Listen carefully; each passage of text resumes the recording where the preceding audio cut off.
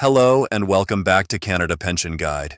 I'm Joseph, and today we're going to walk through everything you need to know about the Canada Pension Plan, Old Age Security, and the Guaranteed Income Supplement payments for 2026. If you're a Canadian senior or someone who's getting close to retirement, this video is going to give you the clarity and the specific numbers you need to understand exactly what you can expect from these programs this year and how these payments might affect your financial security. Now, I know that many of you watching this are living on fixed incomes, and I also know that the cost of living hasn't been standing still. Groceries cost more than they did a year ago. Rent and property taxes continue to climb. Heating bills, prescription costs, insurance premiums, all of these essential expenses seem to keep going up. And when you're retired or close to retirement, you don't have the option of just working more hours or asking for a raise. Your income is what it is, and that's why it's so important to understand exactly what you're entitled to receive from the Canada Pension Plan, from Old Age Security, and from the Guaranteed Income Supplement. These aren't handouts. These are benefits you've earned through decades of work and contributions, and they're designed to protect your dignity and your stability during your retirement years. What I'm going to do in this video is break down the confirmed payment amounts for 2026, explain how the indexation process works, show you real examples of what different seniors might receive depending on their situation, and make sure you understand the income thresholds, the clawback rules, and the eligibility criteria that determine how much money actually lands in your bank account each month. I'm also going to talk about the CPP Enhancement, which is still rolling out and affecting younger contributors more than current retirees, and I'll explain why it's important to understand the difference between what's confirmed government policy and what's just speculation or proposals that haven't been approved. My goal is to give you the facts in plain, straightforward language so you can plan with confidence and make sure you're receiving every single dollar you're entitled to. Let's start with old age security, because this is the foundation of retirement income for most Canadians. Old age security is a monthly payment available to most Canadians aged 65 and older who meet the residency requirements. You don't need to have worked or contributed to a pension plan to receive OAS. It's funded through general tax revenue, and as long as you've lived in Canada for at least 10 years after turning 18, you're likely eligible for at least a partial pension. For 2026, the maximum monthly old age security payment for seniors aged 65 to 74 is approximately $718.33. That's the number that applies if you qualify for the full pension, which generally means you've lived in Canada for at least 40 years after age 18. If you've lived here for fewer years, your payment is prorated based on the number of years you've been a resident. Now, there's an important distinction that was introduced a few years ago and continues into 2026. Seniors who are aged 75 and older receive a higher OAS payment. The maximum monthly payment for this group is approximately $790.16. This increase was implemented to recognize that older seniors often face higher costs, especially for healthcare and home support, and that their savings may be depleted after years of retirement. So if you're 75 or older, your OAS payment is automatically increased by 10% compared to what it was when you were between 65 and 74. You don't need to apply for this increase. It happens automatically in the month after you turn 75. These numbers I'm giving you are based on the January 2026 indexation. Every year, OAS payments are adjusted 4 times a year, in January, April, July, and October, based on changes in the Consumer Price Index. This indexation is designed to help your benefits keep pace with inflation. It's not perfect, and it doesn't always match the specific increases you might be seeing in your own expenses, but it's an automatic protection built into the system so that the purchasing power of your pension doesn't erode over time.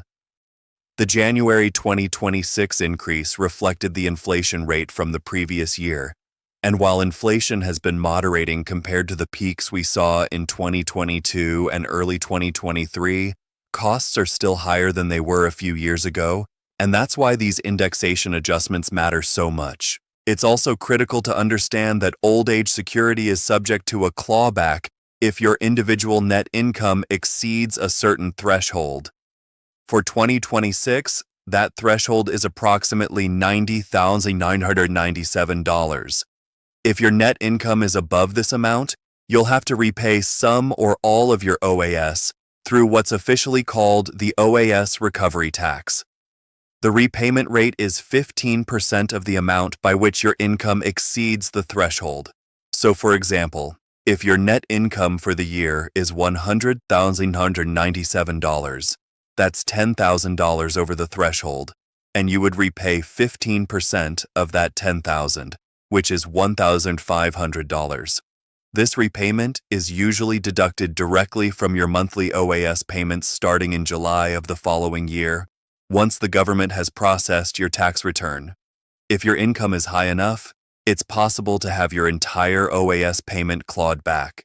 For 2026, the income level at which OAS is completely eliminated is approximately $148,451 for seniors aged 65 to 74, and approximately $154,653 for seniors aged 75 and older, because their base payment is higher. Now let's talk about the Canada Pension Plan, because this is the other major pillar of retirement income for most Canadians. Unlike OAS, CPP is a contributory plan. That means you and your employer both paid into it throughout your working years, and the amount you receive in retirement depends on how much you contributed and for how long. The maximum monthly CPP retirement pension at age 65 for someone starting their pension in 2026 is approximately $1,433.61. But it's very important to understand that most Canadians do not receive the maximum. The average CPP retirement pension for new beneficiaries is significantly lower, usually somewhere in the range of $800 to $900 per month, depending on individual work history. To receive the maximum CPP, you would need to have contributed the maximum amount to the plan for at least 39 years, which means earning at or above the yearly maximum pensionable earnings threshold for almost your entire working life. For many Canadians, especially those who took time off to raise children, those who worked part-time, those who had periods of unemployment, or those who earned lower wages, the CPP payment will be less than the maximum, and that's perfectly normal. Your CPP statement of contributions, which you can access through your My Service Canada account, will show you an estimate of what you can expect to receive based on your actual contribution history. One of the most important decisions you'll make regarding CPP is when to start taking it. You can start as early as age 60, but if you do, your payment is reduced by 0.6% for every month before age 65. So if you start at age 60, that's 60 months early, and your payment is reduced by 36% for life. On the other hand, if you delay taking CPP beyond age 65, your payment increases by 0.7% for every month you wait, up to age 70. If you wait until 70, that's 60 months of delay, and your payment is increased by 42% for life. There's no benefit to waiting past age 70. The decision of when to start depends on your health, your financial needs, your other sources of income, and your life expectancy. There's no one right answer for everyone, but it's a decision worth thinking about carefully because it affects your income for the rest of your life. CPP payments are also indexed to inflation, just like OAS. The indexation happens once a year in January. For January 2026, CPP payments increased based on the previous year's inflation rate. This means if you were already receiving CPP in 2025, you saw an increase in your January 2026 payment. The indexation applies to the actual amount you're receiving, not to the maximum. So everyone gets the same percentage increase, but the dollar amount of the increase depends on how much you're already getting. Now I want to talk about the CPP enhancement, because this sometimes causes confusion.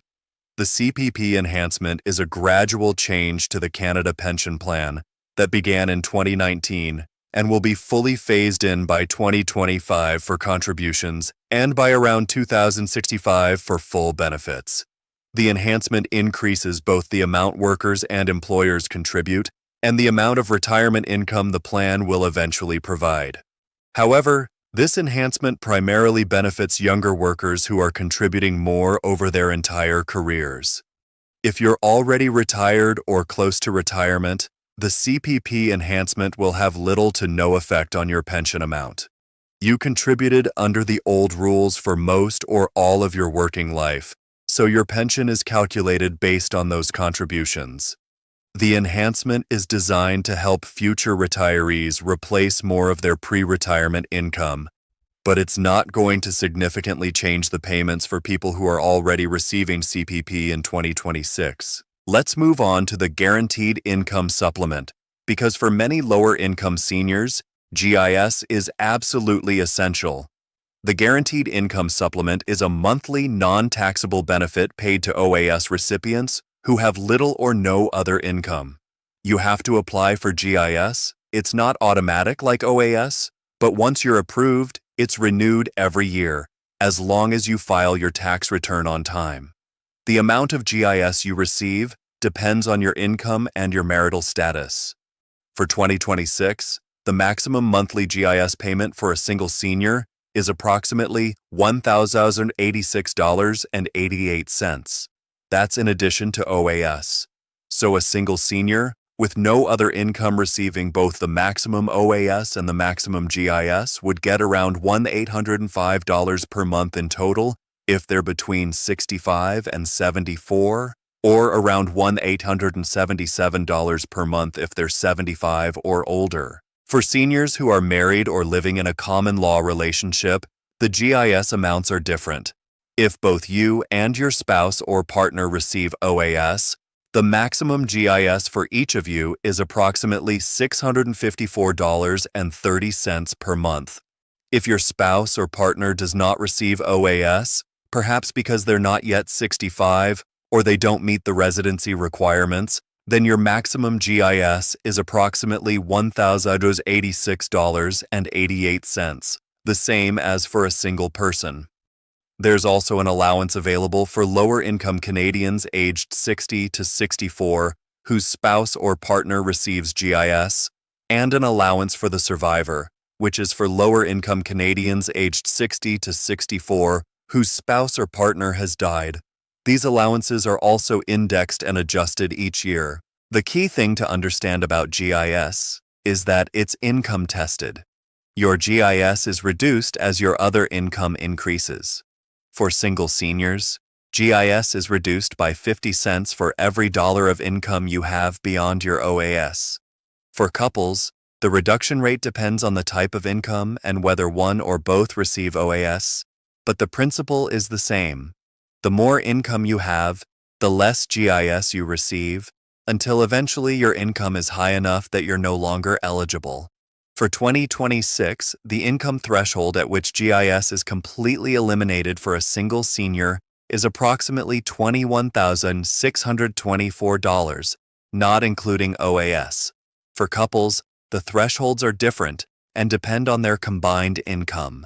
It's also important to know that certain types of income are exempt from the GIS income test. For example, the first $5,000 of employment income is fully exempt, and there's a partial exemption for the next $5,000. This is designed to encourage seniors to continue working part-time if they're able and willing to do so without losing all their GIS. There are also exemptions for certain pandemic-related benefits that were paid out in previous years, though those are less relevant now, and for specific provincial or territorial benefits in some cases. Let me give you a few realistic examples so you can see how all of this works together.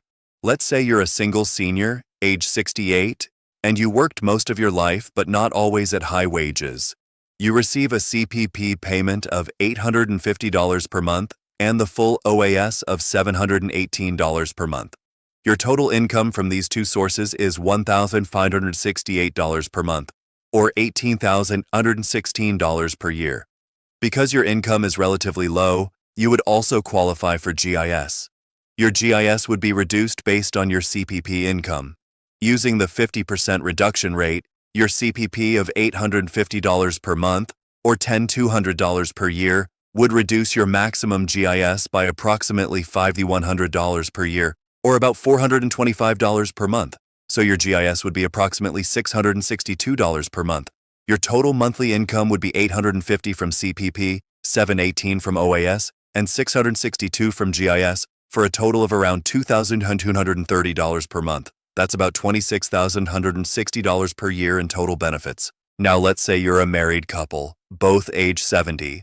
One of you receives the maximum CPP of $1,433 per month because of a long career with good earnings, and the other receives a smaller CPP of $400 per month because of time taken off for caregiving and part-time work. You both receive full OAS of $718 per month each. Your combined monthly income from CPP and OAS is $3,669, or about $44,028 per year. At this income level, you would not qualify for GIS because your combined income exceeds the threshold for couples. Your retirement income would come entirely from CPP and OAS. This is a common situation for middle-income Canadian couples. Here's another example. You're a single senior, age 77. You never worked outside the home or contributed to CPP, perhaps because you were a homemaker or you immigrated to Canada later in life and didn't work in Canada long enough to qualify for CPP. You receive the higher OAS amount for seniors 75 and older, which is $790 per month. You have no other income. You would receive the maximum GIS for a single senior, which is approximately $1,087 per month. Your total monthly income would be about $1,177, all of it non-taxable. This is the safety net that GIS provides for the lowest income seniors in Canada. Now, what should you be doing to make sure you're receiving everything you're entitled to? First, if you're approaching 65, make sure you've applied for OAS. In many cases, Service Canada will enroll you automatically if they have enough information. But it's always safest to check your My Service Canada account a few months before you turn 64 to confirm your enrollment or to apply if necessary. Second, apply for GIS if you have low income. Don't assume you don't qualify. The income thresholds are higher than many people think, especially for couples. And remember, GIS is non-taxable, so it doesn't count as income for tax purposes. Third, file your tax return every year, even if you have no income to report. Your GIS eligibility and the amount you receive are based on your prior year's tax return, so if you don't file, your GIS will be stopped. Fourth, review your CPP statement of contributions regularly. Make sure all your years of work are reflected. If there are gaps or errors, contact Service Canada to get them corrected before you apply for your pension. I also want to address something I see come up in comments and in conversations with seniors. There are sometimes rumors or misunderstandings about big increases or new programs or changes to the pension system that aren't actually true. It's really important to get your information from reliable sources. The official source for CPP, OAS, and GIS information is Service Canada. Their website is canada.ca, and you can also call them directly or visit a Service Canada office. The numbers I've given you in this video are based on the official indexation and the published benefit rates for 2026. If you hear about a major change or a new benefit, check the official sources before you make any decisions or get your hopes up. There are a lot of well-meaning people sharing information online, but not all of it is accurate or up to date. One more thing I want to mention is planning for taxes. OAS and CPP are taxable income. You'll receive a T4A slip for OAS and a T4AP slip for CPP, and you need to report these on your tax return. GIS is not taxable. If you're receiving both OAS and CPP, you can ask Service Canada to withhold tax at source, which means they'll take tax off your monthly payment before it's deposited into your account. This can help you avoid a big tax bill at the end of the year. You can set up or change your tax withholding through your My Service Canada account or by calling Service Canada. It's a simple step that can make tax time a lot less stressful. Let me also say a word about dignity and peace of mind. Retirement should be a time when you can relax and enjoy the life you've built, spend time with family, pursue hobbies, travel if you're able, or simply have the security of knowing your basic needs are covered. The Canada Pension Plan, Old Age Security, and the Guaranteed Income Supplement are designed to provide that foundation. They're not going to make anyone wealthy, but they're meant to ensure that Canadians who've worked hard and contributed to society can live with dignity in their later years. If you're struggling to make ends meet, please don't suffer in silence. There are additional provincial and territorial benefits, tax credits, and support programs that might be available to you depending on where you live. There are also community resources, senior centers, and advocacy organizations that can help you navigate the system and make sure you're getting everything you're entitled to. As we move through 2026, keep an eye on the quarterly indexation adjustments for OAS. These happen in January, April, July, and October, and they're based on the Consumer Price Index. If inflation continues to moderate, the increases might be smaller than they were in previous years, but they'll still be there to help protect your purchasing power. CPP is indexed once a year in January, so your next CPP increase, if you're already receiving it, will come in January 2027. The indexation process is automatic. You don't need to apply for it or do anything. It just happens, and you'll see the new amount in your bank account or on your payment statement. I know this has been a lot of information, and I've tried to cover the most important points about CPP, OAS, and GIS for 2026. The key takeaways are these. OAS for seniors 65 to 74 is approximately $718 per month. OAS for seniors 75 and older is approximately $790 per month. The maximum CPP at age 65 is approximately $1,433 per month, but most people receive less based on their contribution history. GIS provides up to approximately $1,087 per month for single low-income seniors and up to approximately $654 per month for each member of a low-income couple. These benefits are indexed to inflation, they're based on rules that are designed to be fair and predictable, and they're something you've earned through your years of work and residency in Canada. If you have questions about your specific situation, I encourage you to reach out to Service Canada directly. They can review your file, explain your options, and help you understand exactly what you're entitled to. You can also talk to a financial advisor or a community organization that specializes in helping seniors. Don't rely on rumors or unofficial sources when it comes to something as important as your retirement income. I hope this video has given you the clarity and the confidence you need to understand your benefits for 2026. If you found this helpful, please take a moment to like this video and subscribe to Canada Pension Guide so you don't miss future updates. I'll continue to bring you accurate, straightforward information about CPP, OAS, GIS, and other topics that matter to Canadian retirees. If you have questions, or if there's something I didn't cover that you'd like to know more about, please leave a comment below.